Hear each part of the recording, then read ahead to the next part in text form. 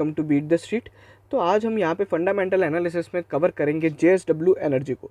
बहुत से लोगों ने हमें बोला था कि जेएसडब्ल्यू एनर्जी को कवर कीजिए, कोई इसे कवर नहीं कर रहा है। तो चलिए हम लोग सभी अडानी ग्रीन की बात करते हैं।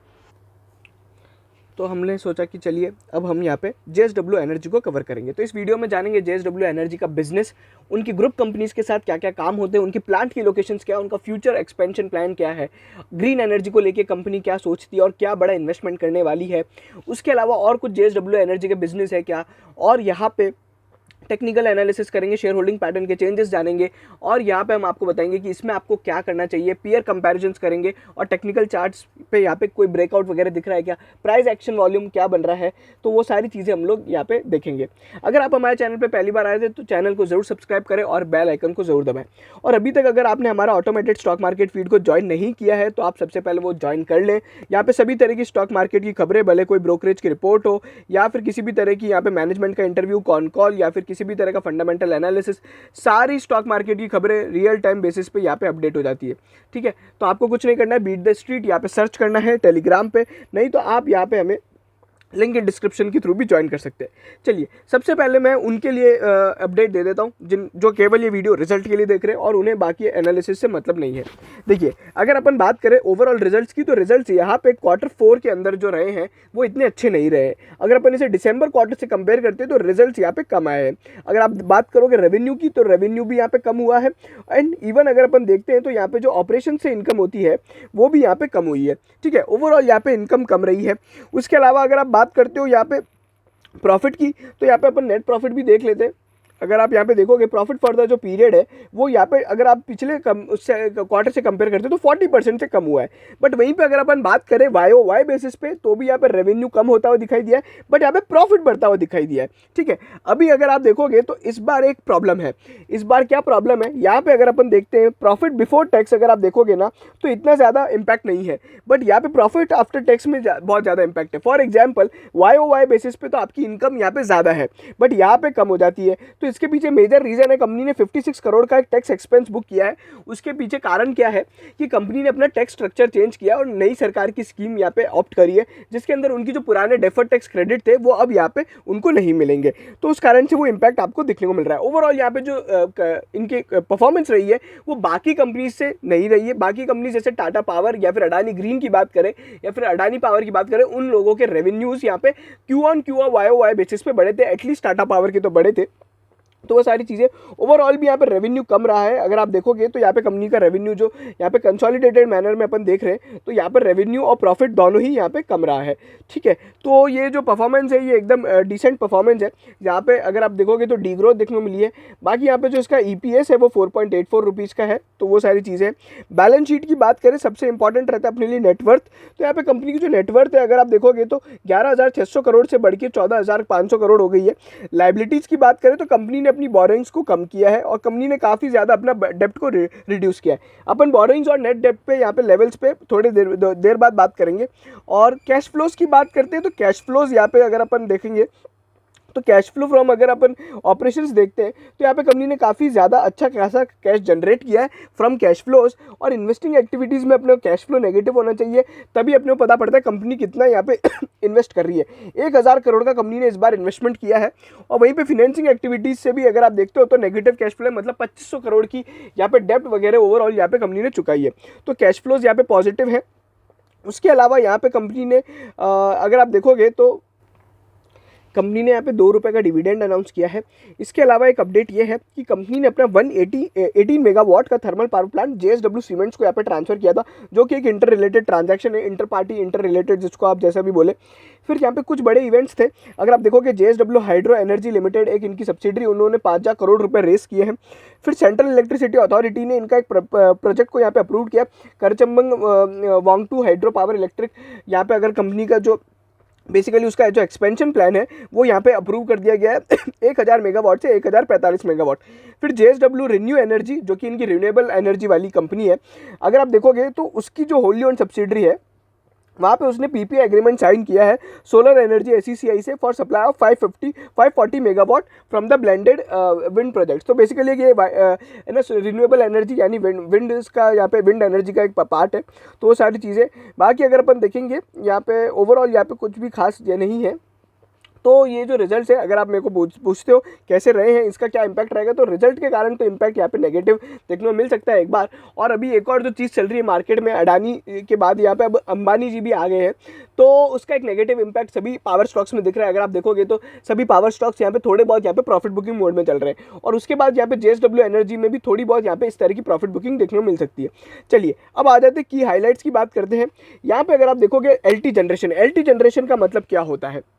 सबसे पहले जेएसडब्ल्यू एनर्जी के कुछ बिजनेस की बात कर लेते हैं। यहाँ पे इनके टोटल 3 बिजनेस है, ठीक है। यहाँ पे एक काम करते हैं ये इक्विपमेंट मैन्युफैक्चरिंग का, ठीक है, एक O&M का काम करते हैं और एक इलेक्ट्रिसिटी जनरेशन का काम करते हैं, ठीक है ना। तो ये वाला जो बिजनेस है सबसे बड़ा है, और उसके बाद ये वाला है, और फिर इक्विपमेंट मैन्युफैक्चरिंग में तो एक ही कस्टमर है इनका, ठीक है, तोशिबा आई थिंक सो। चलिए उसके बारे में भी बात कर लेंगे, बट यहाँ पे मैं अपन बात करते हैं एलटी जनरेशन मतलब क्या होता है, लॉन्ग टर्म नेट जनरेशन। यहाँ पे क्या होता है लॉन्ग टर्म नेट जनरेशन मतलब बड़े बड़े जो पीपी होते हैं ना, पावर परचेज एग्रीमेंट 20-20 साल के, कि इस स्टेट इलेक्ट्रिसिटी बोर्ड को हम लोग इतने साल तक करेंगे, तो वो होता है। तो एलटी नेट जनरेशन अगर आप देखोगे 3% से हाईयर है ओवरऑल। यहाँ पे इनकी जो रत्नागिरी का पावर प्लांट है उसकी यहाँ पे कैपेसिटी जो पीपी है वो यहाँ पे बढ़ा दी गई है। अगर आप देखोगे तो ओवरऑल यहाँ पे अभी जो टाइप है रत्नागिरी का एलटी पीपी है, मतलब रत्नागिरी प्लांट से टोटल यहाँ पे एलटी जनरेशन कितना होता है लॉन्ग टर्म जनरेशन, तो वो यहाँ पे 96% पे हो गया। ओवरऑल इनके टोटल इलेक्ट्रिसिटी का जो पोर्टफोलियो है अभी 86% यहाँ पे लॉन्ग टर्म पीपी है। लॉन्ग टर्म पीपी से क्या होता है ना कि मुझे पता है कि 20 साल तक मुझे इसको इलेक्ट्रिसिटी देनी है, तो मुझे ना कोई प्रॉब्लम नहीं होगी। बट अगर यहाँ पे शॉर्ट टर्म इलेक्ट्रिसिटी के ज़्यादा कॉन्ट्रैक्ट्स आते हैं ना, तो मुझे नहीं पता वो आदमी कब मेरा कस्टमर चला जाएगा। एलटीपीपी में क्या होता है कि यहाँ पे कस्टमर आपके साथ रहेगा, और है ना आपको यहाँ पे एक ओवरऑल यहाँ पे आपका फ्यूचर आपका सिक्योर रहेगा, ठीक है। तो यहाँ पे गारंटीड रेवेन्यू एक तरीके से आप कह सकते हो। उसके अलावा मैंने बताया था करचम वांगटू वाला के यहाँ पे क्या हुआ है। यहाँ पे ओवरऑल यहाँ पे कंपनी का जो बेसिकली यहाँ पे जो कैपेसिटी बढ़ाने का यहाँ पे अप्रूवल आया है वो सारी चीज़ें। इबिटा की बात करें 677 करोड़ का इबिटा था, 3100 करोड़ का यहाँ पे ओवरऑल FY21 के लिए इबिटा था।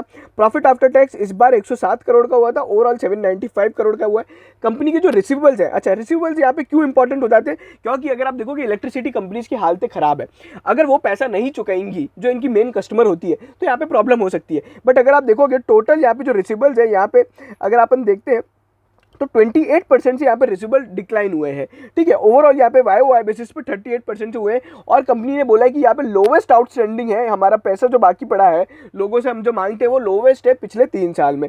फिर कंपनी ने इसी कारण यहाँ पे अगर आप देखोगे तो नेट डेप्ट को रिड्यूस किया 513 करोड़ से, और वहीं पे 2700 करोड़ से पूरे साल के अंदर किया है। अभी नेट डेप्ट टू इक्विटी का जो रेशो है 0.43 हो गया, जो कि काफ़ी अच्छी बात है। नेट डेप्ट टू इबिटा अगर अपन बात करें लगभग 2 के करीब है। Strong liquidity, cash and cash equivalents इनके पास 2000 करोड़ के पड़े। जेएसडब्ल्यू हाइड्रो एनर्जी ने USD 707 मिलियन के यहाँ पे 10 ईयर ग्रीन बॉन्ड्स यहाँ पे रीफाइनेंसिंग लॉन्ग टर्म यहाँ पे रेस किया है। फिर वहीं पे बोर्ड ने यहाँ पे ₹2 का डिविडेंड अनाउंस किया था। उसके बाद अगर आप देखते हो कंपनी की यहाँ पे ओवरऑल यहाँ पे इलेक्ट्रिसिटी की कैपेसिटी कितनी है, 4.6 गीगावाट की है, और कंपनी का जो टारगेट है 10 गीगावाट का है और 20 गीगावाट बाय 2030। अच्छा अभी अगर अपन देखेंगे तो इनका कितना सारा ओवरऑल अगर अपन देखते हैं तो इनके पास ये एक अंडर कंस्ट्रक्शन प्रोजेक्ट है 2.5 गीगावाट का, ठीक है। अभी 4.6 गीगावाट में से 1.3 गीगावाट ही यहाँ पे रिन्यूएबल एनर्जी है, फिर 2.5 गीगावाट का यहाँ पे ये काम है। तो उसके साथ SCCI के साथ डील है, फिर अगर अपन देखेंगे JSW स्टील के साथ एक डील है, फिर यहाँ पे कुट HR करके एक है उसके साथ डील है। तो ओवरऑल यहाँ पे ये कंपनी के हैं, और ये कब कब यहाँ पे चालू हुए, Q2 FY22 में PPA टू बी साइन मतलब चालू हो जाएगा, ये भी Q2 FY22 में होगा, ये भी Q2 FY22 में होगा, ठीक है। तो वो और ये वाला जो है ये हरियाणा डिस्कॉम के साथ यहाँ पे इसका PPA फाइनलाइजेशन हो जाएगा।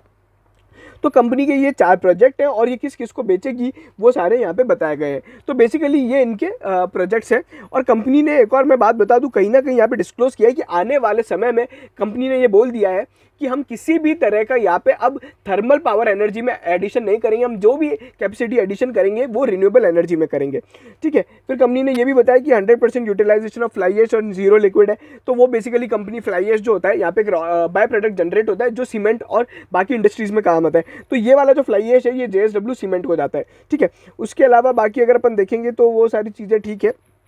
फिर वहीं पे JSW एनर्जी बारमेर, अगर आप देखोगे ये इनका बहुत बड़ा प्लांट है जो है ना बारमेर की यहाँ पे माइंस है बारमेर के अंदर, उसको यहाँ पे ये एनर्जी प्रोवाइड करते हैं तो उसके यहाँ पे कुछ अवार्ड वगैरह मिले, तो वो सारी चीज़ें हैं।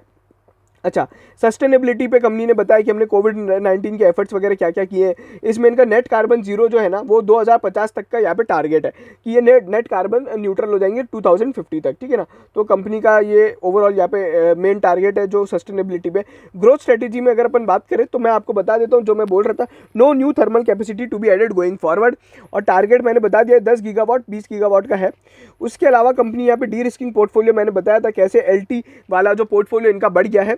फिर कंपनी ने सुपीरियर प्रोजेक्ट एग्जीक्यूशन और ये सारी चीज़ें, और यहाँ पे एक और मैं बात बताना चाहूँगा, इनका जो लोवेस्ट ओईएम कॉस्ट है, मतलब ऑपरेशन एंड मेंटेनेंस का जो कॉस्ट होता है ना, जेएसडब्ल्यू एनर्जी का यहाँ पे सबसे कम है पूरी इंडस्ट्री के अंदर। अगर आप देखते हो तो पर मेगावाट पे जो आता है वो कॉस्ट सबसे कम है। कंपनी की बैलेंस शीट स्ट्रांग है। यहाँ पे अगर अपन बात करें क्रेडिट रेटिंग डबल है, स्टेबल है इंडिया रेटिंग्स के थ्रू, और ओवरऑल यहाँ पे मैंने बताया था बाकी सारी चीज़ें। अच्छा, ईएसजी पे फोकस रहेगा कंपनी। अब यहाँ पे आने वाले टाइम में 30% रिन्यूएबल एनर्जी जो अभी है उसको 70% renewable energy by 2025, carbon neutral 2050। अच्छा, ये ईएसजी कंसर्न बहुत इंपॉर्टेंट है ना। अगर कोई भी कंपनी जैसे कि मान लीजिए अपनी एनटीपीसी है, उसका और आईटीसी का ईएसजी कंसर्न बहुत कम है, ईएसजी रेटिंग उनकी कम है। क्यों? क्योंकि वो एक तो सिगरेट बनाती है और एक यहाँ पे पोल्यूशन करती है थर्मल पावर से जनरेट करके। तो कोई भी बड़े बड़े ईएसजी फंड्स होते हैं ना, वो इसमें इन्वेस्ट नहीं करते। बट अगर कंपनी यहाँ पे ईएसजी में अगर इनकी रेटिंग सुधरती है तो बड़े बड़े जो कंपनीज होती है जो आउटसाइड इंडिया में, आजकल क्या हो रहा है कि बड़े बड़े फॉरेन इन्वेस्टर्स ये भी देखते हैं कि कंपनी एनवायरमेंट के लिए क्या क्या कर रही है, तो उसको अगर किसी की ईएसजी रेटिंग अच्छी होती है तो उसमें पैसा ज़्यादा लगाया जाता है। और ये कारण हो सकता है कि अडानी ग्रीन में सारे बड़े बड़े एफआईआईज का पैसा लगा हुआ है। दो, मैं उनको बड़ा नहीं बोलता हूँ, आपको पता है मेरा ओपिनियन क्या है अडानी ग्रीन पे। ऑलरेडी मैं उस पर बहुत ज़्यादा बेयरिश हूँ, और मैंने जब रिकमेंड किया था 1500 रुपये पे बेचने को, और लगभग मैं कब से रिकमेंड कर रहा था, अब तो लगभग वो 1000-1100 रुपये के लगभग आ गया, और आने वाले टाइम में शायद अपने को ट्रिपल डिजिट में भी देखने को मिल सकता है। चलिए वापस अगर अपन बात करते हैं अट्रैक्टिव पावर, इनका ओवरऑल यहाँ पे इंडिया का जो रिन्यूएबल टारगेट है 450 गीगावाट का है, और अभी अगर अपन देखेंगे इंडिया में जो रिन्यूएबल एनर्जी 94 गीगावाट है। फिर वहीं पर कंपनी ने कुछ थोड़े बहुत यहाँ पे सरकार के यहाँ पे टारगेट्स बताएं, तो अगर आप देखते हो यहाँ पे कंपनी ओवरऑल क्या बताना चाह रही है कि जो पावर डिमांड है वो 5% से बढ़ेगी सालों साल, ठीक है। इंडिया में अगर अपन देखेंगे ये थर्ड लार्जेस्ट पावर प्रोड्यूसर है, बट यहाँ पे जो इनका पावर कंजप्शन पर आदमी पे होता है ना वो बहुत कम होता है। तो वो अगर आप देखोगे अंडर पेनिट्रेशन है, और लगभग सभी चीज़ों में इंडिया में अंडर पेनिट्रेशन है। शेयर मार्केट में देख लो, म्यूचुअल फंड इन्वेस्टमेंट में देख लो, सभी चीज़ों में अंडर पेनिट्रेशन है ना। इंडिया तो बहुत ही अंडर पेनिट्रेटेड मार्केट है। बाकी यहाँ पे फिर कंपनी ने बताया कि रिन्यूएबल एनर्जी में क्या पे कौन क्या क्या है, और ईवाई की जो ये सारी चीज़ें हैं, ठीक है, वो तो आप सभी को पता ही है। अच्छा, ये आप चार्ट देख सकते हो कि इंडिया में अभी कितनी कैपेसिटी है यहाँ पे रिन्यूएबल एनर्जी की, और यहाँ पे बाद में कितनी हो जाएगी। 356 गीगावाट अगले 10 सालों में ऐड करेगी, ऐसे सरकार का टारगेट है। टोटल इंस्टॉल्ड कैपेसिटी ये जेएसडब्ल्यू एनर्जी की है। अगर आप बात करेंगे हाल में इनके पास कोई भी एनर्जी नहीं है। अगर आप देखोगे रिन्यूएबल एनर्जी हाइड्रो के अंदर है 1.4 गीगावाट की, 4.6 से ये 10 गीगावाट पे जाएंगे, फिर 20 गीगावाट पे जाएंगे, ठीक है। और यहाँ पे अगर अपन रिन्यूएबल एनर्जी जो अपनी सोलर वाली है उसका शेयर देखें तो 5.2 हो जाएगा, और बाद में 15.2 हो जाएगा।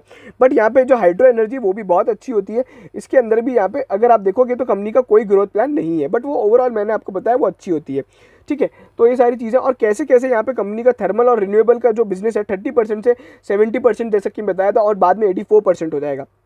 अच्छा, 2.5 गीगावाट का ये जो है जो अभी अंडर कंस्ट्रक्शन है वो ऐसे ऐड होके 7 गीगावाट हो जाएगा, ठीक है ना, जो कि Q2 2022 तक चालू होगा। फिर टारगेटेड पाइपलाइन 3 गीगावाट की जो 10 गीगावाट का टारगेट ऐसे अचीव कर लेगा। उसके बाद यहाँ पे अंडर कंस्ट्रक्शन पोर्टफोलियो मैंने आपको बताया था। अच्छा, इसमें कितना खर्चा आएगा, 15,800 करोड़ का खर्चा आएगा, और 3 रुपये 30 पैसे में इसकी यूनिट पे बिक्री होगी। ओवरऑल यहाँ पे कमिश्निंग शेड्यूल क्या क्या है, मतलब कितने प्रोजेक्ट्स में यहाँ पे कंपनी का काम है। 200 मेगावाट का यहाँ पे बेसिकली कंपनी ने प्रोजेक्ट चालू करेगी, और 1200 मेगावाट का यहाँ पे कंपनी प्रोजेक्ट अगले साल चालू करेगी। एक गीगावाट के अंदर 1000 मेगावाट होते हैं, ठीक है ना। तो ये सारी चीज़ें, बाकी अगर अपन देखेंगे ये एसईसीआई का बेसिकली है, ये उनके 4 प्रोजेक्ट के बारे में बताया था जो मैंने आपको बताया था, और कंपनी टीबीसीबी के ऑप्शंस यहाँ पे ट्राई कर रही है जिसके अंदर ये लोग काम करेंगी, ठीक है। जेएसडब्ल्यू एनर्जी का ओवरऑल यहाँ पे ग्रोथ फ्रेमवर्क है जो बार बार ये लोग बताए जा रहे हैं। चलिए उसके बाद अगर अपन बात करें वैल्यू क्रिएशन में, अगर अपन एग्जिस्टिंग पोर्टफोलियो के बारे में भी बात कर चुका था मैं कि इनका क्या क्या है और इनके पोर्टफोलियो में क्या क्या चीज़ें हैं, और वहीं पे अगर आप देखना चाहते हो तो इनकी जो ये O&M कॉस्ट की बात हो रही थी, यहाँ पे अगर प्रोजेक्ट एग्जीक्यूशन की कॉस्ट है तो ये लोवेस्ट है, इनके ये प्रोजेक्ट की लोकेशंस हैं और ये सारी चीज़ें हैं। इसमें कोल बेस्ड है, फिर ये लिग्नाइट बेस्ड है, ठीक है, और इनके पास खुद की ना लिग्नाइट की माइन भी है जो कि बेसिकली और कहीं नहीं तो अपने यहाँ पे काम आती है इलेक्ट्रिसिटी जनरेट करने में, और ये O&M एक्सपेंसेस है जो कंपनी के होते हैं। अच्छा, फिर वहीं पे अगर आप देखना चाहते हो कि ये कैसे एक रिन्यूएबल एनर्जी में अगर अपन देखेंगे एक काम होता है, तो सबसे पहले प्रोजेक्ट का सिलेक्शन होता है, फिर उसका कंस्ट्रक्शन, लैंड एक्विजिशन होता है, फिर पावर इवैक्यूएशन होता है, फिर सप्लायर एंड वेंडर्स को सेलेक्ट किया जाता है, क्वालिटी कंट्रोल और O&M। ये कुछ 6 स्टेप का यहाँ पे प्रोसेस है जो ऐसे किया जाता है। फिर अभी अगर अपन देखेंगे 2.5 गीगावाट के लिए कहाँ पे पहुँच चुके हैं, तो इन लोगों ने लैंड वगैरह एक्वायर कर लिया है और यहाँ पे कुछ 3 गीगावाट के लिए लैंड और है ना वेंडर्स भी सेलेक्ट कर लिए। तो ये सारी चीज़ें हैं। और ग्रोथ कैपिटल जो है कंपनी के पास जो सिग्निफिकेंट इन्वेस्टमेंट्स वगैरह है, तो वो ठीक है, कंपनी के पास सफिशिएंट यहाँ पे अगर आप देखोगे तो कंपनी ने बोला है कि हमारे पास बहुत ज़्यादा अच्छा खासा पैसा है सारी जो हमारी ग्रोथ पर्सपेक्टिव को वो करने के लिए। ठीक है, वहीं पे जिसमें से सबसे इंपॉर्टेंट है JSW स्टील का जो स्टेक है 4,760 करोड़ का है, जो कंपनी बोल रही है कि हम कभी भी बेच सकते हैं अगर हमको ज़रूरत पड़ेगी तो। फिर वहीं पर JPVL का यहाँ पे कंपनी जो कि अपना JP वेंचर्स लिमिटेड है, उसके अंदर ये अपनी 90% होल्डिंग्स बेच चुके हैं। ठीक है, तो जयप्रकाश वेंचर्स लिमिटेड जो है ना वो इसके अंदर स्टेक होल्डर थे। बाकी अगर अपन देखेंगे कंपनी ने बोला है किसी भी तरह की इक्विटी डाइल्यूशन नहीं होगी, मतलब इक्विटी तरह की फंड रेजिंग नहीं होगी। और ये सारी चीज़ें हैं। डेप्ट पे अभी कंपनी ने कोई जवाब नहीं दिया कि डेप्ट पे लेंगे नहीं लेंगे। बाकी रिन्यूएबल एनर्जी में कितना कितना परफॉर्मेंस है तो मैंने आपको बताया था। ओवरऑल इनकी जो परफॉर्मेंस है बहुत ही यहाँ पे स्टेबल ग्रोथ है। यहाँ पे अगर अपन देखेंगे स्टेबल परफॉर्मेंस है, कोई ज़्यादा ग्रोथ तो है ही नहीं। ठीक है, तो ये ऑपरेशनल परफॉर्मेंस आप देख सकते हो, जो सारे अगर आप चार्ट देखोगे तो सभी में अगर अपन देखते हैं तो यहाँ पे एकदम फ्लैट है। ठीक है, कंसोलिडेटेड फाइनेंशियल रिजल्ट्स है यहाँ पे कंपनी के जो पूरे पिछले साल से वापस कंपेयर किए गए, जो मैं ऑलरेडी बता चुका हूँ, बस यहाँ पे ग्राफ में दे रखा है। EBITDA मार्जिन की बात करें तो यहाँ पे जो कंपनी के EBITDA मार्जिन से आप देख सकते हो अभी 44% का इनका EBITDA मार्जिन है। बट मैं आपको बताऊँ अडानी ग्रीन का EBITDA मार्जिन बहुत ज़्यादा है, लगभग 60% के करीब है ना। तो वो एक फ़र्क पड़ता है क्योंकि वो रिन्यूएबल एनर्जी में। बाकी कंपनी का EBITDA ब्रिज है, तो ये कंपनी ने बताया कि EBITDA में कैसे कैसे हमारे चेंजेस आए, तो वो यहाँ पे बताया गया है। रोबस्ट बैलेंस शीट है, मैंने आपको बता दिया था। फिर से वापस बस एक एक चीज़ रिपीट करते हैं। नेटवर्थ इनकी 14,507 करोड़ है, जिसको अपन टोटल मार्केट कैप से डिवाइड करेंगे तो अपने को प्राइस टू बुक रेशो आएगा। वेटेड एवरेज कॉस्ट ऑफ डेप्ट, अच्छा ये बहुत इंपॉर्टेंट है सर। इनकी जो डेप्ट की कॉस्ट है ना उस पर जो इंटरेस्ट लगता है वो 8.21% का इंटरेस्ट लगता है। नेट डेप्ट का मूवमेंट क्या क्या हुआ था पूरे साल के अंदर देखें तो यहाँ पे रीपेमेंट 1400 करोड़ के किए थे। फिर यहाँ पे increase and decrease in cash equivalent के कारण यहाँ पे नेट डेप्ट कम हो गई। नेट डेप्ट का मतलब होता है टोटल ग्रॉस डेप्ट minus cash and cash equivalents. Trade receivables अपने 3 साल के लो पे, जो कि मैंने आपको बताया था। वहीं पे कंपनी ने आज तक किसी भी तरह का अगर यहाँ पे बोला है कि यहाँ पे किसी भी तरह का हमें बैड डेप्ट हुआ ही नहीं है, तो आई डोंट थिंक सो ये ऐसा पॉसिबल है या नहीं है, बट ठीक है। अच्छा, बिजनेस एनवायरनमेंट कुछ नहीं है सरकार का, और ओवरऑल यहाँ पे जो आउटलुक है पावर जनरेशन का इंडिया में, जो कि जिसके ग्रोथ प्रोस्पेक्ट्स बहुत ज़्यादा स्ट्रांग है, तो यहाँ पे ये सारी चीज़ें हैं। ये अभी जो एग्जिस्टिंग इंडिया में कैपेसिटी है उसके बारे में बताया है। फिर ये इंस्टॉल्ड कैपेसिटी है, अपेंडिक्स में यहाँ पे ऑपरेशनल परफॉर्मेंस वगैरह बताई है। तो ये सारी चीज़ें हो गई है। चलिए, तो ये तो मैंने आपको बता दिया ओवरऑल इनकी परफॉर्मेंस कैसी थी, और ओवरऑल ठीक ठाक परफॉर्मेंस थी। बट यहाँ पे एक अभी क्या हो रहा है कि यहाँ पे एक न्यूज़ आई है जो मैं आपको शेयर करना चाहूँगा। जैसे कि अगर अपन देखेंगे यहाँ पे 75,000 करोड़ का कंपनी इन्वेस्टमेंट करने वाली है। मैं अगर बताऊं JSW सर्च करेंगे तो यहाँ पे एक ET की रिपोर्ट आई है जो 75,000 करोड़ का बोल रही है कि यहाँ पे इन्वेस्टमेंट होगा। ठीक है ना, ये तो उसी न्यूज़ को कॉपी किया गया, बट यहाँ पे कंपनी ने डाला था। ठीक है, कहीं ना कहीं तो आया ही था। चलिए ये रहा। हाँ, अगर अपन देखेंगे तो कंपनी का एक 29 जून के बाद भी अभी कहीं आया था, कंपनी ने बोला था, इनके जो CEO ने बोला था, तो वो यही न्यूज़ है शायद से, आई डोंट नो, पता नहीं वो कहाँ चली गई। ET की रिपोर्ट थी वो। तो 75,000 करोड़ का यहाँ पे कंपनी इन्वेस्टमेंट करेगी to scale up the capacity to 20 gigawatt, ये इनके CEO का बोलना है। ठीक है ना, तो ये सारी चीज़ें जिसको अपने को ट्रैक करना चाहिए। ओवरऑल इनकी बैलेंस शीट साइज़ अगर आप देखोगे ना तो बहुत ज़्यादा है। 75,000 करोड़ से यहाँ पे अगर अपन बैलेंस शीट देखें तो इनकी बैलेंस शीट कहाँ गई, चलिए इनकी बैलेंस शीट वहाँ अपन देख लेंगे। तो यहाँ पे अगर आप देखोगे तो इनका जो प्राइस टू बुक रेशो है 1.74 का है। इसका जो पी रेशो है 31 रुपये का है। बाकी यहाँ पे अपन ने बताया था OPM वगैरह कितना है, ROE वगैरह इनका सिंगल डिजिट में आता है। नेटवर्थ वगैरह की बात करी थी, डेप्ट टू इक्विटी रेशो की भी बात करी थी, तो ये सारी चीज़ें हैं।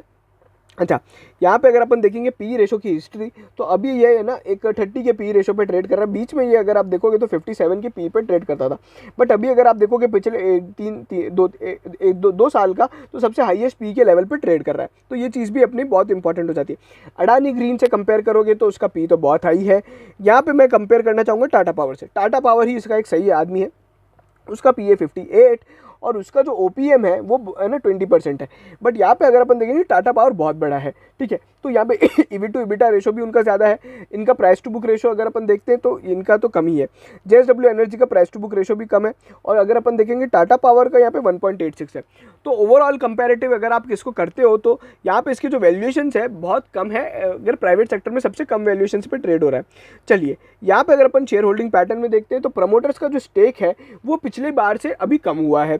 FIIs ने अपना स्टेक कम किया है, DIIs ने भी अपना स्टेक DIIs ने अपना स्टेक बढ़ाया है। पब्लिक के अंदर कोई बड़ा शेयर होल्डर है क्या वो देख लेते हैं, बट ऑथमम इन्वेस्टमेंट इंफ्रास्ट्रक्चर है, ये एक कंपनी है संजय डांगी की जो कि हमारे शहर से है, ठीक है। चलिए, तो ये संजय डांगी एक इन्वेस्टर है, उनकी ये कंपनी ऑथम इंफ्रास्ट्रक्चर। तो बाकी मैं हर बार बताता हूँ कि बड़े बड़े इन्वेस्टर का यहाँ पे कोई भी मतलब नहीं होता है, अपने को उनको देखना चाहिए, वो आए तो बहुत अच्छी बात होती है, बट यहाँ पे कभी भी उनके बेसिस पे ब्लाइंड ट्रेड नहीं करना चाहिए। चलिए अब अपन फटाफट से यहाँ पे चार्ट्स देख लेते हैं और मैं आपको बता देता हूँ इसमें आपको क्या करना चाहिए। तो चार्ट की अगर हम बात करें तो ये बहुत टाइम से इसी लेवल पर ट्रेड हो रहा है। तो ब्रेकआउट कब होगा? ब्रेकआउट होगा 160-65 के ऊपर वाला। अगर ये 165-170 आता है तो यहाँ से फर्दर अपसाइड देखने को मिलेगी, बाकी नहीं मिलेगी। रिजल्ट के कारण हो सकता है थोड़ी बहुत प्रॉफिट बुकिंग और देखने को मिल सकती है।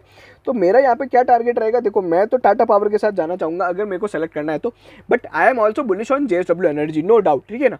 ये कंपनी आगे परफॉर्म करेगी, और इनका मेजर बिजनेस में एक और बात बताना चाहूँगा, सारा जो बिजनेस आता है JSW सीमेंट और उससे बड़ा JSW स्टील से आता है, जो कि इंडिया के लार्जेस्ट यहाँ पे प्रोड्यूसर है, ठीक है।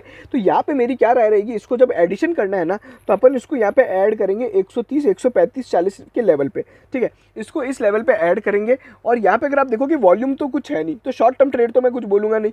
तो यहाँ पे अपने को साल में क्या टारगेट देखने को मिल सकते हैं, 250 रुपये तक के टारगेट देखने को मिल सकते हैं, अगर इंडिया में पावर की यहाँ पे जो डिमांड वगैरह बढ़ती है, और इनकी अगर रिन्यूएबल एनर्जी में इनको और ज़्यादा नए प्रोजेक्ट्स मिलते हैं JSW एनर्जी को, तो यहाँ पे इनकी एक अच्छी खासी रैली देखने को मिल सकती है, ठीक है। बाकी यहाँ पे ओवरऑल मैंने बता दिया है, ये जो कंपनी है ये दोनों से छोटी है, अडानी ग्रीन से कंपेयर करें या टाटा पावर से कंपेयर करें, सो ये सारी चीज़ें हैं। ओवरऑल ये था हमारा एनालिसिस। अगर आज आप देखोगे तो हमने लगभग 20 मिनट की वीडियो में सारी चीज़ें डिस्कस कर ली है, और सारा बिजनेस समझ लिया, फिनेंशियल समझ लिया, और ये सारी चीज़ें समझ ली। इसमें थोड़ा बहुत है ना प्रमोटर का प्लेज वगैरह भी रहता है, बट ठीक है, उसका बहुत मिनिमल इम्पैक्ट होता है, तो वो सारी चीज़ें हैं। बाकी आप हमें कमेंट्स में बताइएगा आप अगला हम कौन सा वीडियो कवर करें, और प्लीज़ प्लीज़ प्लीज़ ये हमारा वीडियो शेयर करें, और अगर आपको पसंद आया हो तो चैनल को ज़रूर सब्सक्राइब करें, टेलीग्राम पे ज्वाइन करें। Thank you so much.